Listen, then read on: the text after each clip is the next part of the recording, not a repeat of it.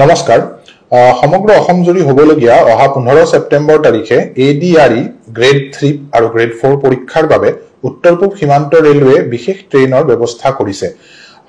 ইয়াত মুঠতে 12খন special train আৰু লগতে চলি থকা দুখন ট্ৰেইনক এক্সটেন্ড কৰা হৈছে। এই 12খন স্পেশাল ট্ৰেইনত আলিপুৰদুৱাৰৰ পৰা গুৱাহাটী, আলিপুৰদুৱাৰৰ পৰা বঙাইগাঁও, মৰিয়নিৰ পৰা নাৰেংগী, হয়গৰগাঁৱৰ পৰা গুৱাহাটী, কৰিমগঞ্জৰ পৰা শিলচৰলৈ দুখন গাড়ী, ডিব্ৰুগড়ৰ পৰা লিডো, জামিৰাৰ পৰা শিলচৰলৈ 4খন গাড়ী আৰু মুৰকংচেলেকৰ পৰা কামাখ্যালৈ এখন গাড়ী দিয়া হৈছে। লগতে বৰ্তমান চলি থকা NJPৰ পৰা বঙাইগাঁৱৰ গাড়ীখন কামাখ্যালৈকে এক্সটেন্ড কৰা হৈছে আৰু গুৱাহাটীৰ পৰা বঙাইগাঁৱৰ গাড়ীখন কোকৰাঝাৰলৈ এক্সটেন্ড কৰা হৈছে। এই ট্ৰেইনবোৰ 14 তাৰিখ গধূলি আৰু 15 তাৰিখে ৰাতিপুৱা চলিব।